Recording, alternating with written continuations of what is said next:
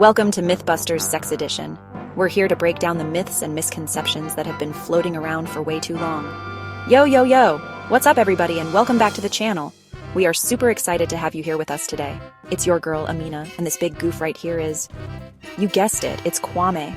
We're your dynamic duo, ready to dive into some serious myth-busting action, and we're back with another episode of Sexual Awareness for Young Africans. This is where we get real about the facts and fiction surrounding sex. Today, we're tackling a topic that's, let's just say, a little awkward, a little taboo, and definitely surrounded by more misinformation than a politician's Twitter feed. But don't worry, we're here to clear things up. That's right, folks, we're talking about sex.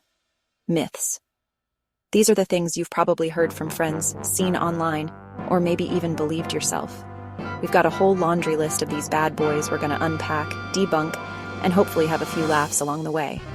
From the bizarre to the downright ridiculous, we're covering it all. So buckle up, grab your thinking caps, and maybe some popcorn, because things are about to get real, educational up in here. We're not just busting myths, we're empowering you with the knowledge to make informed decisions. All right, myth number 1. And this one's a classic. You can't get pregnant the first time you have sex. This myth has been around for ages, and it's surprising how many people still believe it. It's almost like an urban legend that refuses to die. Kwame, my friend, tell me you've heard this one before. Don't be shy now. It's okay. A lot of people have heard it and even believed it at some point. Nods sheepishly. Yeah, I've heard it. I mean, it sounds kind of comforting, right? Like a safety net for first-timers. Yeah, I thought so. But here's the thing. Just because something sounds comforting doesn't make it true. This myth is like saying you can't get wet the first time you jump in a pool. It's just not how things work. It just doesn't hold water. The reality is, the moment you engage in sexual activity, there's a potential for pregnancy. Look, I know it sounds scary, but the truth is, anytime sperm meets egg, there's a chance of pregnancy. It doesn't matter if it's your first time or your 100th time. It doesn't matter if it's your first time, your 10th time, or you're dressed as a superhero trying to fight off those little swimmers. The biology doesn't change. So it's crucial to be informed and take the necessary precautions every single time. Whether it's using condoms, birth control pills, or other methods, being prepared is key. Don't let myths guide your decisions.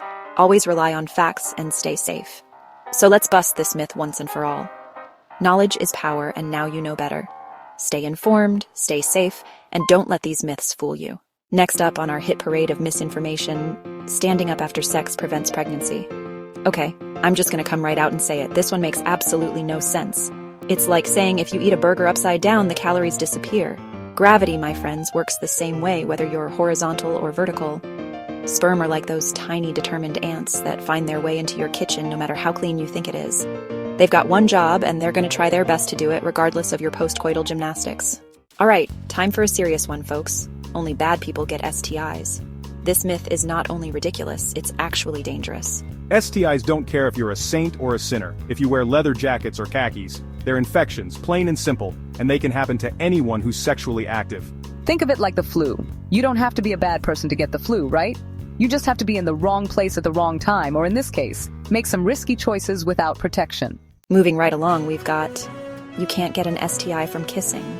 Now, while it's true that some STIs are less likely to be spread through kissing, it's not impossible. Remember those little cuts you get on your lips sometimes, or that time you bit your tongue? Those are all potential entry points for infections. And let's not forget about herpes, which can be spread through saliva even if there are no visible sores. So, while a little smooching might be nice, it's always best to know your partner's status and be cautious. Last but not least, we've got a myth that's particularly important to debunk. You can't get HIV from oral sex. This misconception can lead to risky behaviors and a false sense of security. It's crucial to understand the facts. Okay, this one's a biggie, and it's crucial to be clear. While the risk of HIV transmission through oral sex is lower than through vaginal or anal sex, it's not impossible.